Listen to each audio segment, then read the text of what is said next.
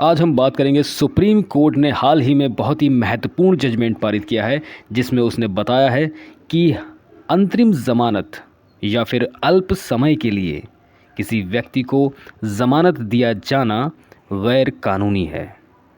तो चलिए हम बात करते हैं। सुप्रीम कोर्ट ने हाल ही में कहा था कि एक बार जब अदालत इस निष्कर्ष पर पहुंच जाती है कि कोई व्यक्ति ज़मानत का हकदार है तो केवल सीमित अवधि के लिए ज़मानत नहीं दी जा सकती।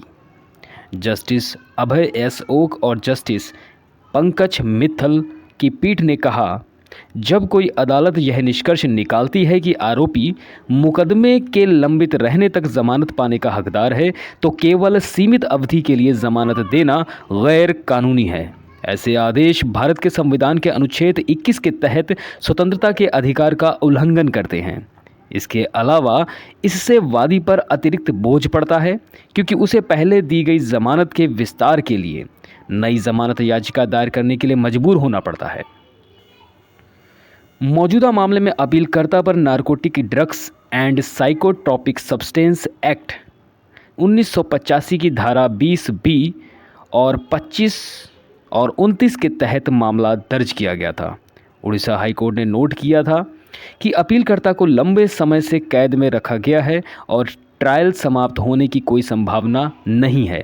इस प्रकार हाईकोर्ट ने निष्कर्ष निकाला कि वह जमानत पर रिहा किए जाने का हकदार है। हालांकि हाईकोर्ट ने उन्हें केवल 45 दिनों के लिए अंतरिम जमानत दी और आवेदन का निपटारा कर दिया। आदेश के खिलाफ उन्होंने अपील में सुप्रीम कोर्ट का दरवाज़ा खटखटाया। शीर्ष अदालत ने कहा कि अंतरिम जमानत देने के बाद हाईकोर्ट ने जमानत अर्जी का निपटारा कर दिया। शीर्ष अदालत ने कहा, अगर अंतरिम जमानत देने का आदेश पारित किया जाना था तो जमानत याचिका को लंबित रखा जाना चाहिए था। शीर्ष अदालत ने उड़ीसा हाईकोर्ट द्वारा यह निष्कर्ष निकालने के बाद अंतरिम जमानत देने की प्रथा पर नाराज़गी व्यक्त की कि व्यक्ति जमानत का हकदार है। हम यहाँ ध्यान दे सकते हैं कि यह 5वां या 6ठा आदेश है जो हमें उसी हाईकोर्ट से मिला है, जहाँ यह निष्कर्ष दर्ज करने के बाद कि एक आरोपी जमानत पाने का हकदार था, हाईकोर्ट ने या तो अंतरिम जमानत देने का विकल्प चुना या अल्प अवधि के लिए जमानत दी।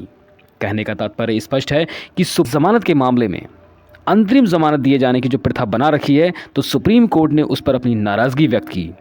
सुप्रीम कोर्ट का बिल्कुल स्पष्ट नज़रिया है कि जब कोई व्यक्ति एक बार ज़मानत पाने का हकदार मालूम पड़ता है, कहने का मतलब यह है कि जब अदालत को ये प्रतीत होता है कि कोई व्यक्ति ज़मानत पाने का हकदार है, तो फिर अंतरिम ज़मानत दिया जाना या फिर अल्प समय के लिए ज़मानत दिया जाना गैर कानूनी है, जो कि भारत के संविधान 21 का स्वतंत्रता के अधिकार का उल्लंघन है।